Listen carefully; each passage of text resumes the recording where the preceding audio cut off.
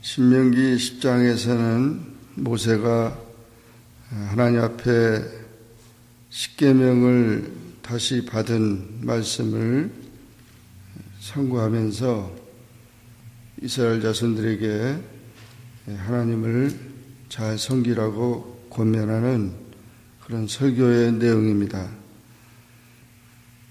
하나님께서 그 호렙산에서 시내산이라고도 말하는데 거기서 이스라엘 자손들과 계약을 하게 됩니다. 그때 하나님의 법이 주어졌는데 그것이 십계명이었고 많은 그 율례들이 주어졌습니다. 40주 40야를 금식하면서 하나님의 이 계명을 받은 모세는 거의 40일이 다 찼을 때 하나님께서는 빨리 내려가 보라고 그랬습니다. 밑에 모세를 기다렸던 모든 백성들은 모세가 죽은 줄 알고 그들이 애굽에서 생겼던 금송아지 형상을 만들고 그들의 신이라고 춤을 추면서 그런 숭배의 사건이 있을 때 하나님은 매우 진노하셨던 것입니다. 모세도 너무 화가 나서 돌판 십계명이지만 집어 던져서 깨트려버리는 그런 일이 되어버리고 말았습니다. 결국 다 모든 것이 평정이 된 다음에 하나님은 다시 모세를 불렀고 또 그 돌판을 처음에는 하나님께서 그것을 주셨지만은 이제는 모세가 그걸 깎아서 돌판을 다듬어 가지고 그리고 하나님 앞에 나아가고 또 그 십계명을 담을 나무 궤짝을 만들어서 그것을 담으라고 한 것입니다. 그래서 처음과 같이 하나님께서 그 십계명을 써주셨고 또 그것을 가지고 내려와서 법궤에다가 그 십계명을 넣었다고 하는 사실을 이스라엘 자손들에게 말하면서 이제 아론이 죽고 아론의 아들들이 이어져서 진행하고 레위 지파가 구별되어서 하나님을 섬기면서 그 기업이 돼서 이렇게 오늘까지 이르렀다는 말을 하면서 마음의 할례를 해라. 하나님이 요구하는 것이 뭐겠냐? 하나님을 요구하는 것은 하나님을 경외하고 하나님의 말씀을 행하고 하나님을 사랑하고 마음을 다하고 성품을 다하고 하나님을 섬기는 것을 원한다. 그리고 내 행복을 위하여서 내게 명하는 여호와의 명령과 지킬 것을 원한다는 것입니다. 무엇보다도 하나님은 하나님의 백성인 우리가 하나님을 사랑하고 하나님을 잘 섬기기를 원하고 또 하나님 주신 말씀을 우리가 지키는 것이 우리의 행복이라는 것입니다. 이런 하나님을 우리가 섬기기 위해서 우리가 택함을 받았을 뿐 아니라 마음의 할례를 행하라는 말은 이 할례 자체는 육신의 할례지만 여기서 마음의 할례라고 하는 것은 마음을 새롭게 하라는 것이죠.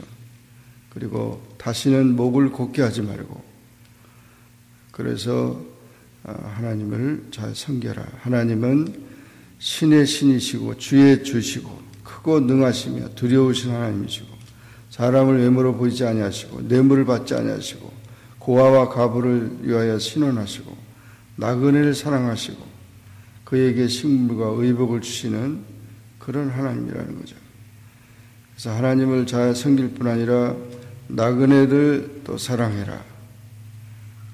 그러면서 너희가 하나님이 주시는 땅으로 들어가라고 권면하는 말씀이 되겠습니다. 이와 같은 말씀을 보면서 하나님께서는 첫 번째 그 십계명이 금송아지 사건으로 깨어졌지만 다시금 지난 날을 반성하고 새로운 결심과 각오를 할 수 있도록 두 번째 돌판을 만들어 주셨고, 그것이 하나님의 선물이며 하나님의 긍휼이었다는 것입니다. 두 번째 기회를 주신다는 거죠. 그러므로 우리는 끊임없이 자비하시고 긍휼이 많으시고 용서하시는 하나님의 그 사랑 안에서 계속해서 우리는 앞을 향해서 나가야 되고, 실패하고 쓰러지고 낙심돼서도 다시금 용기를 내서 신앙으로 서야 된다고 하는 사실을 보여주고 있습니다. 흔히 많은 사람들은 그저 한 번, 두 번 실패하면서 그것으로 모든 인생이 다 실패가 된 것으로 생각하기 쉬운데, 성경은 그렇지 않습니다. 하나님은 다시금 기회를 주십니다. 다시금 우리를 부르시고 다시 하나님의 역사를 이루게 하십니다. 많은 모세의 일도 그렇지만, 또는 신약에서도 사도 바울이나 또는 베드로나 모든 하나님의 종들을 통해서도 역시 새로운 기회를 주신다는 것이죠. 그 은혜의 시대에 우리가 은혜를 놓치지 말고 그것을 우리가 붙들어서 다시금 용기를 내서 믿음 안에서 나가는 일이 중요하다는 것입니다. 아무도 실패한 인생이 없고 아무도 포기할 인생이 없습니다. 누구든지 다시금 새로운 기회를 하나님이 주실 때 우리는 용기를 내서 주님 앞에 나가야 한다는 것입니다. 하나님이 요구하시는 것은 무엇보다도 하나님을 사랑하는 일인 것입니다. 사람들은 그 보이지 않는 하나님보다도 보이는 세상의 것과 또 세상에 지배되는 모든 가치, 그런 것으로 인해서 자신의 삶을 만족하고 또 그것이 삶의 목적인 것처럼 생각하고 있는데 절대 그렇지 않다는 거죠. 인생이 하나님 안에서 평안을 이룰 뿐 아니라 하나님을 섬길 때 가장 큰 행복이 되는 것입니다.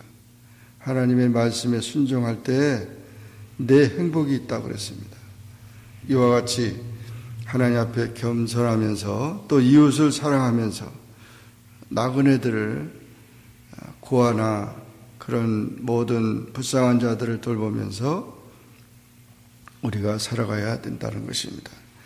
혼자 잘 먹고 잘 사는 게 아니고 모두가 다 하나님의 은혜 안에서 살아가는 그런 삶이 되라는 것입니다. 오늘 여기 신명기 10장의 말씀을 통해서 모세는 하나님의 위대하심과 또 하나님의 그런 사랑과 자비의 그 모습을 보면서 이스라엘 자손들을 교훈하고 있는 것입니다. 우리도 오늘도 하나님 안에서 새롭게 다짐하면서 또 하나님의 말씀에 순종하면서 하나님의 은혜가 충만한 행복한 그런 삶이 되기를 주의 이름으로 축원합니다. 기도하겠습니다. 사랑의 하나님 아버지, 감사합니다. 오늘도 주님 앞에 나와 기도하게 하시고 주의 말씀을 선고하게 하시니 감사합니다.